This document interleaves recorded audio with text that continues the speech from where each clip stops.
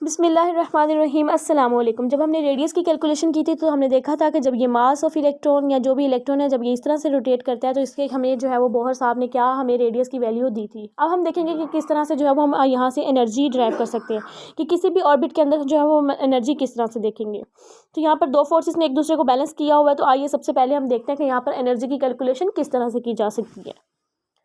किसी भी एनर्जी की कैलकुलेशन के लिए आपने याद रखना है कि कोई भी एनर्जी बराबर होगी कि उसके अंदर कितनी मोशन की एबिलिटी है और कितनी पोजीशन की एबिलिटी है। यानी कि काइनेटिक एनर्जी और प्रेशर एनर्जी को जब हम एडअप करेंगे तो हमारे पास आ जाएगी टोटल एनर्जी।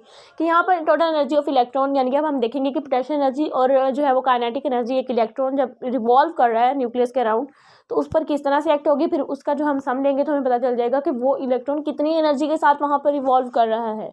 तो सबसे पहले हम देखते हैं प्रेशर एनर्जी को।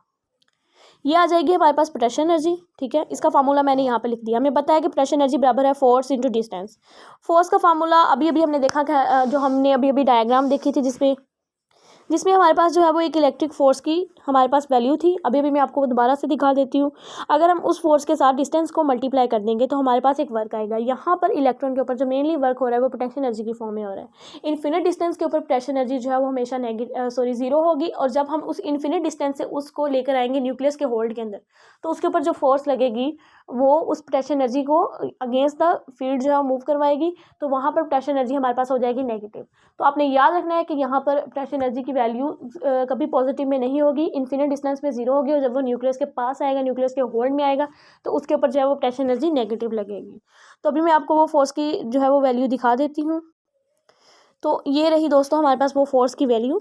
अगर हम इसके साथ आर डी आर यानी स्मॉल आर लिख दें तो आप इसी जगह पर जो है इसके साथ अगर मैं यहाँ पर डी आर लिख दूँ आप इसी जगह पर इस आर के स्केयर यानी कि एक आर को इसके साथ कैंसिल कर दे तो ये जो पीछे बचने वाली फोर्स है, जो पीछे बचने वाला डाटा है हमारे पास, ये पोटेंशियल एनर्जी होगी।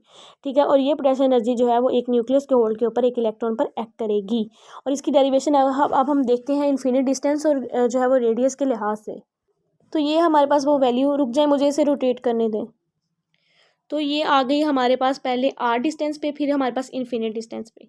ठीक है, फोर्स की वही वैल्यू और साथ में जो है वो डी आर स्मॉल आर। ठीक है, अब ये फोर्स की वैल्यू बाहर आ गई और ये लिमिट सिर्फ अप्लाई हो रही है डिस्टेंस के ऊपर। अब हमने देखा इन्फिनिट के ऊपर जो है वो जीरो में थी वैल्यू और जो न्यूक्लियस के होल्ड में आ गया तो उसमें जो है वो पोटेंशियल एनर्जी हमेशा नेगेटिव में लगेगी क्योंकि वो हमेशा जीरो से कम होगी अगेंस्ट द फील्ड। तो यहाँ पर हमने उसको जो है वो इस तरह से लिख लिया। इसके बाद हम इस माइनस को जब अंदर मल्टीप्लाई कर देंगे तो हमारे पास एक वैल्यू ये आ जाएगी। जब हम पीछे कर रहे थे फोर्स, कूलम्स लॉ की जो फोर्स थी उसको लेकर चल रहे थे तो हमने देखा कि हमारे पास यही वैल्यू आई थी तब भी। अब हम देखते हैं काइनेटिक एनर्जी की वैल्यू हम किस तरह से देख सकते हैं। अगर आपको याद हो जब हमने रेडियस की कैलकुलेशन की थी तो तब हमने इन दोनों को एक दूसरे के बराबर प्रूफ किया था, उसे देखते हैं। अगर आपने जो है अभी तक मेरी रेडियस वाली वीडियो नहीं देखी तो आप प्लीज़ वो देख लें। जब आप वो देख लेंगे तो एक ही फ्लो में जो है वो आपको इसकी ज़्यादा अच्छे से समझ आ जाएगी। फिर मैं थोड़ा सा आपको दिखा देती हूँ कि ये किस तरह से आया था हमारे पास। जब एक इलेक्ट्रॉन मूव कर रहा था तो एक उस पर न्यूक्लियस के होल्ड की वजह से फोर्स लग रही थी और एक आउटर सेंट्रीफ्यूगल फोर्स लग रही थी। ये रही वो सेंट्रीफ्यूगल फोर्स और ये रही वो न्यूक्लियस के होल्ड की फोर्स। ठीक है, जब ये दोनों फोर्सेस जो है वो बराबर हो गई तो यहाँ पर इस आर ने जो है वो इसके साथ कैंसिल आउट हो गया। तो यहाँ पर हमारे पास एम वी स्केयर इसके बराबर आ गया। अगर मैं इसे कहूँ 1/2 एम वी स्केयर, और आपको पता है 1/2 किसके बराबर होता है M V square, kinetic energy के। तो हम मेनली काइनेटिक एनर्जी ड्राइव करें, इसको भी मल्टीप्लाई कर दें 1/2। तो ये वाला जो 2 है इसके साथ, ये वाला जो इसके साथ 2 है ये मल्टीप्लाई हो जाएगा इस 4 के साथ। तो ये आ जाएगा जी स्केयर ओवर 8πε0 r। तो ठीक है, इस तरह से हमारे पास जो है यहाँ पर काइनेटिक एनर्जी की वैल्यू आ जाएगी और इस 4 की जगह यहाँ पर हमारे पास आ जाएगा 8। अब हमारे पास काइनेटिक एनर्जी की भी वैल्यू आ गई है, प्रेशर एनर्जी की भी वैल्यू आ गई है। अब हम इन दोनों वैल्यूज़ को जो है वो यहाँ पर पुट करने वाले हैं। तो हमने यहाँ पर काइनेटिक एनर्जी और प्लस प्रेशर एनर्जी, और प्रेशर एनर्जी के साथ नेगेटिव का साइन वो यहाँ पर आ गया। जब हम इसका एलसीएम लेंगे तो हमारे पास वैल्यू आ जाएगी कुछ इस तरह से। ये आ गई हमारे पास टोटल एनर्जी की वैल्यू। अब हम इस एनर्जी के ऊपर ये रेडियस जो है अभी हमने कैलकुलेट किया था लास्ट वीडियो के अंदर, वो रेडियस जो है वो हम इसके अंदर पुट करेंगे। जब हम वो रेडियस इसके अंदर पुट करेंगे तो हमारे पास ये वैल्यू इस तरह से आ जाएगी। अब मैं दिखाती हूँ आपको कि जब हमने ये रेडियस इसके अंदर पुट किया तो ये वैल्यू हमारे पास इस तरह से कैसे आई। तो ये वैल्यू हमारे पास कुछ इस तरह से आई। ठीक है, ये थी हमारे पास मेन एनर्जी की, इसकी जगह मैंने ये रेडियस पुट किया और जब ये थर्ड डिवीजन में था तो ये ऊपर जाके इस तरह मल्टीप्लाई हो जाएगा। ये पाई, ये सारा ऊपर चला जाएगा। जब ये ऊपर चला जाएगा तो उसके बाद ये पाई से कट जाएगा। तो बाकी सारी वैल्यू को आपने उस तरह से लिख लेना। तो हमारे पास जो है ये वाली एनर्जी जो है इस फॉर्म में कैलकुलेट हो जाएगी। यहाँ पर आपने एक बात याद रखनी है कि यहाँ पर अगर हाइड्रोजन हो तो ये जी की वैल्यू 1 हो जाएगी, फिर ये जी भी ख़त्म हो जाएगा, ठीक है। फिर हमारे पास मेनली ये वाली वैल्यू आ जाएगी। अब इस वैल्यू में से हमें ई का भी पता है, एम का भी पता होगा, कौन सा मास हम डील कर रहे हैं। 8 हमें पहले पता है, वैल्यू 8 है। एप्सिलॉन नॉट की वैल्यू भी पता है, एच भी पता है। तो अब हम ये सारी वैल्यूज़ को कॉन्स्टेंट करके सिर्फ 1/n² को छोड़ देंगे कि किस शेल की बात हो रही है उसको छोड़ देंगे। जैसे यहाँ हमने इस इक्वेशन में इस एन को सेपरेट कर लिया। एम की वैल्यू पता है, ई की वैल्यू हमें पता है 1.6 इंटू 10⁻⁻19 है, वो भी हमें पता है, वो भी हम इसमें पुट कर देंगे। एप्सिलॉन नॉट की भी हमें पता है 8.2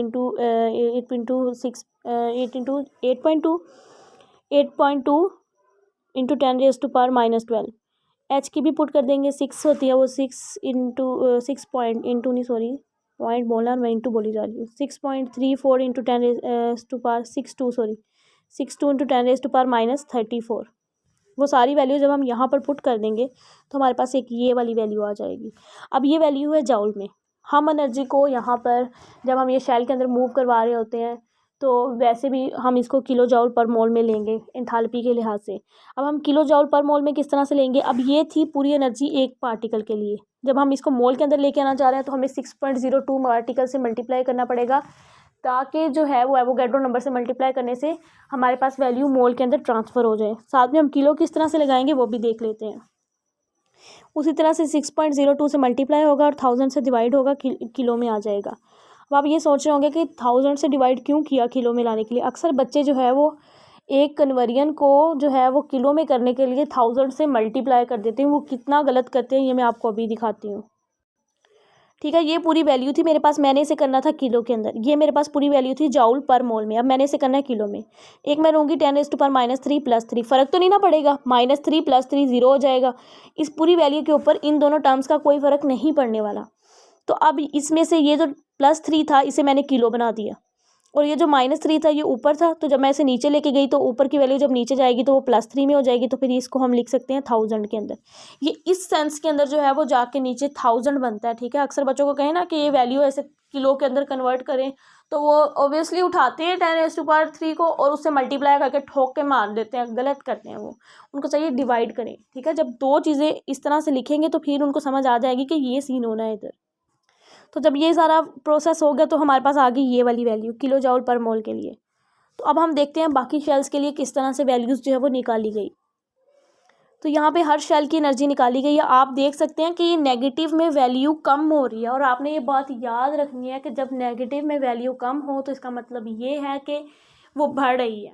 तो जैसे नंबर ऑफ़ शेल बढ़ रहा है वैसे इक्वेशन देखने से लगता है कि नंबर ऑफ़ शेल के इन्वर्सली प्रोपोर्शनल है, लेकिन ये नेगेटिव जो है वो चीज़ों को पलट देती है। जैसे आप कह सकते हैं गेम चेंजर, तो ये उसको उसके डायरेक्ट कर देती है। अगर जो है वो इन्फिनिट डिस्टेंस के ऊपर पूछेंगे तो एनर्जी जो है वो 0 हो जाएगी, क्योंकि इलेक्ट्रॉन बिल्कुल फ्री हो गया न्यूक्लियस के होल्ड से। डिफरेंस के लिहाज से पूछें तो बच्चे वो कम हो रहा है, ये बात आपने याद रखनी है। जब हम फिजिक्स में पढ़ते हैं एक एनर्जी गैप यहाँ पर होता है, एक यहाँ होता है, एक फिर उसके पास पास आने लग जाते हैं, इसमें फिर पास पास पास पास आने लग जाते हैं। तो आपने याद रखना है कि जैसे जैसे हम ऊपर की तरफ जा रहे हैं तो एनर्जी का डिफरेंस कम होता जा रहा है, लेकिन एनर्जी बढ़ रही है जैसे जैसे नंबर ऑफ़ शेल बढ़ रहे हैं। तो उम्मीद है आपको जो है वो इसकी वैल्यूज़ और ये सारा डाटा समझ में आ गया होगा। फिर भी कोई पॉइंट समझ ना आए तो आप मुझसे पूछ सकते हैं। दुआ में याद रखिएगा। अल्लाह हाफ़िज़।